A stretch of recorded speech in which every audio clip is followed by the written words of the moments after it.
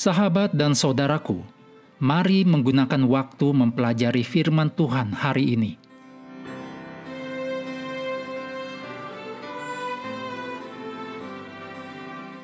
Rabu, 29 Oktober. Judulnya, Pilihan Bebas.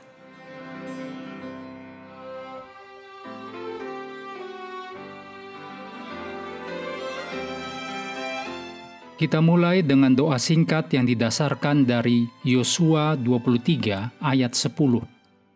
Sebab Tuhan Allahmu, dialah yang berperang bagi kamu, seperti yang dijanjikannya kepadamu.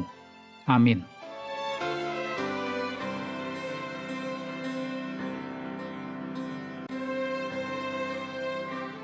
Dalam Ulangan 20 ayat 10, juga ayat 15-18, lalu Ulangan 13 ayat 12-18, dan Yosua 10 ayat 40.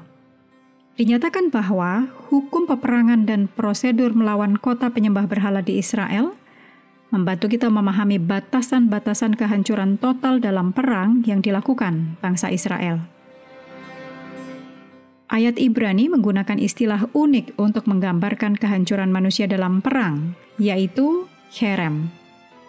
Istilah ini mengacu pada apa yang dilarang, terkutuk, atau didedikasikan untuk dimusnahkan.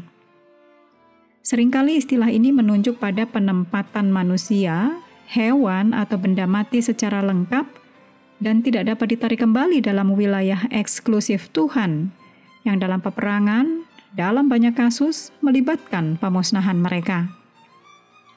Konsep dan praktek cherem sebagai pemusnahan total suatu bangsa dalam perang perlu dipahami dalam terang konflik Yahweh melawan kuasa kosmik yang jahat, di mana karakter dan reputasi Allah yang dipertaruhkan.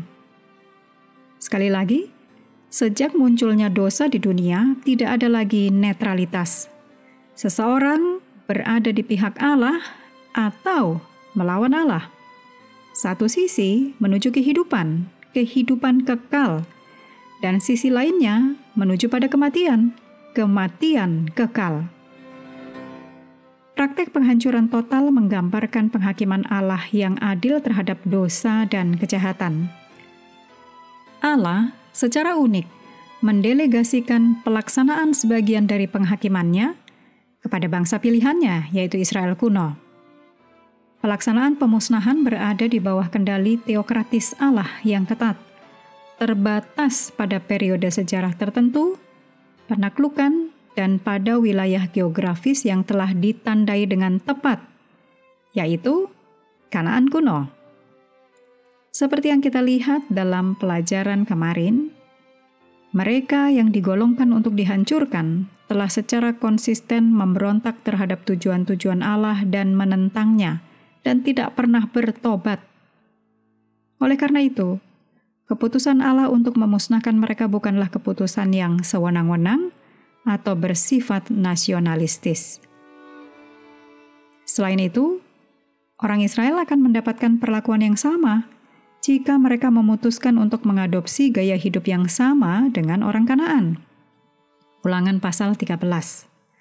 Sekalipun tampaknya kelompok-kelompok yang berada di kedua sisi perang ilahi telah ditentukan sebelumnya, yaitu orang Israel akan mewarisi tanah itu dan orang Kanaan akan dihancurkan, ada kemungkinan untuk berpindah dari satu sisi ke sisi yang lain, seperti yang kita lihat dalam kasus-kasus Rahab, Achan, dan juga Gibeon. Orang-orang tidak secara sewenang-wenang diberi perlindungan atau ditempatkan untuk dihancurkan. Mereka yang mendapat manfaat dari hubungan dengan Yahweh dapat kehilangan status istimewa mereka dengan melakukan pemberontakan. Dan mereka yang masuk dalam kelompok atau golongan yang akan dihancurkan, boleh jadi akan tunduk pada otoritas Yahweh dan tinggal hidup.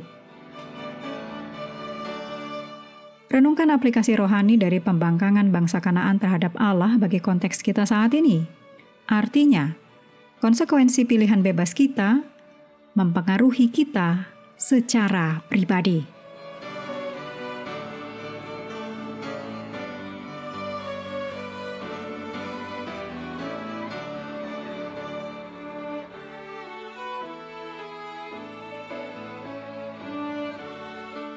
Mengakhiri pelajaran hari ini, mari kembali ke ayat inti Yosua 10 ayat 42. Semua raja ini dan negeri mereka telah dikalahkan Yosua sekaligus, sebab yang berperang untuk orang Israel ialah Tuhan, Allah Israel.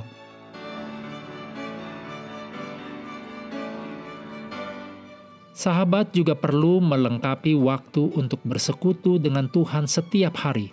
Dengan bacaan Alkitab sedunia, percayalah kepada nabi-nabinya yang melanjutkan dari Yosua pasal 9. Tuhan memberkati kita semua.